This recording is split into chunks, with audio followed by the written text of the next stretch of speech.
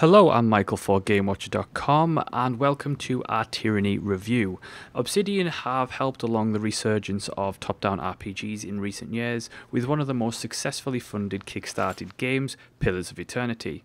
Alongside Pillars comes a host of top-down RPGs with a renewed sense of consumer interest with the likes of Divinity Original Sin and its success that it made for Larian Studios. Pillars of Eternity was a great game and became a blend between the classic and the modern. Obsidian have now teamed up with the publishing end of Paradox Interactive to create Tyranny, another top-down RPG but with a twist. Tyranny's twist is that the evil Sauron-esque character has already taken over the world. The Overlord Kyrios, together with the Archons, an elite group of powerful beings, have conquered the world, and you take the role of a newly appointed Fatebinder under the Court of Tunon, the Archon of Justice, and Kyrios' right-hand man. As a Fatebinder, you have the authority over life and death, and soon become the centre point of the world's events. Now mechanically, Tyranny works very similar to Pillars of Eternity, and fans of the game will easily be able to jump in and become accustomed to the basic gameplay elements. First is the character creation menu, which provides appearance customization options and the ability to choose your choice of weapons, stats, and other things for your starting character. The game has plenty to offer in terms of character building. You can choose from 4 skills of magic, ranged weaponry, or melee combat.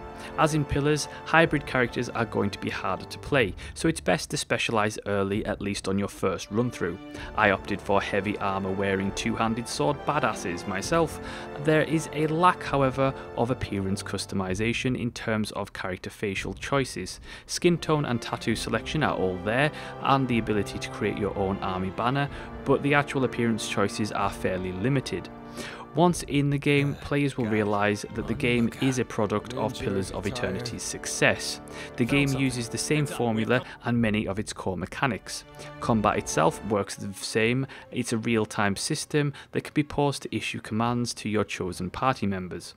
There are a wide range of abilities available for characters, each with their own unique skill trees, which contain both active and passive abilities.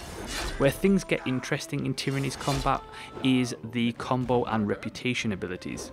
Reputation is very important in the game, and you can build reputation with factions or individual characters. Regardless if you gain favour or wrath with a faction or character, you'll gain abilities the more that reputation is gained. These abilities can be powerful, especially the party combo abilities.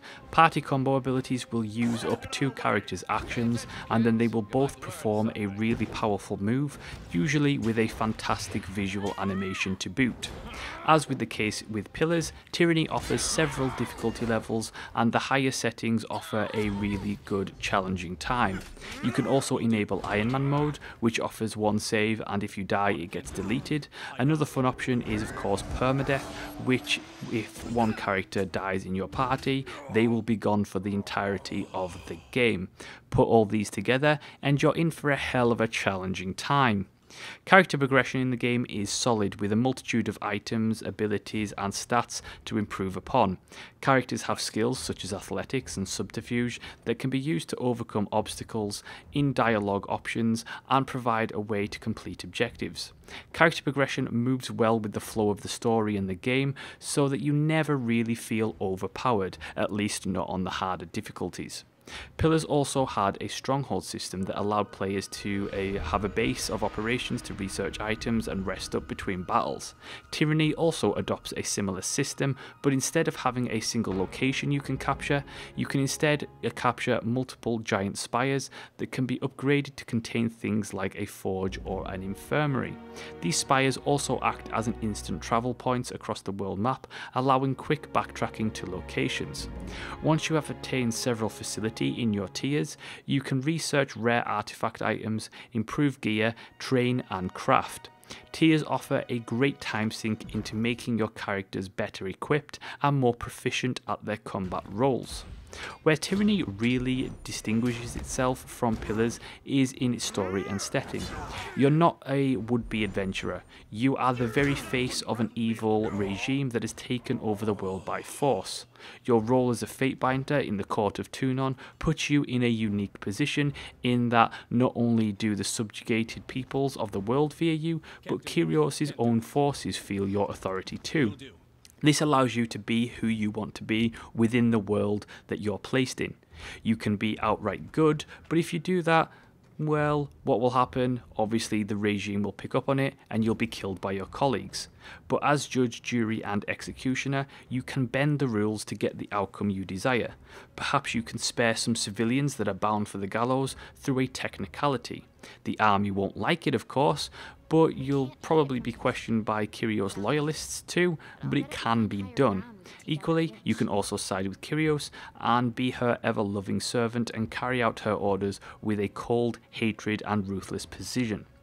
Tyranny offers bundles of choices and consequences that offer really different experiences each time you play through, which gives the game a really good amount of replayability for anyone looking to invest in multiple playthroughs. The game looks fantastic, the soundtrack is amazing, and it just contains such a great atmosphere that it produces overall, when you combine all the aspects together, a fantastic game.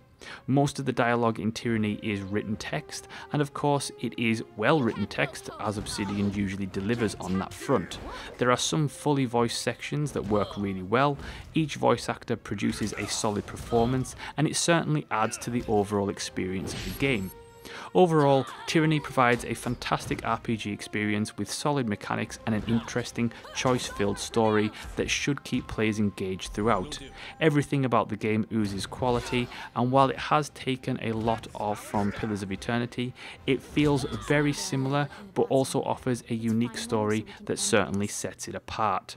And that is our review of Tyranny. Thank you for watching. Head on over to Gamewatcher.com for more, and we'll see you next time.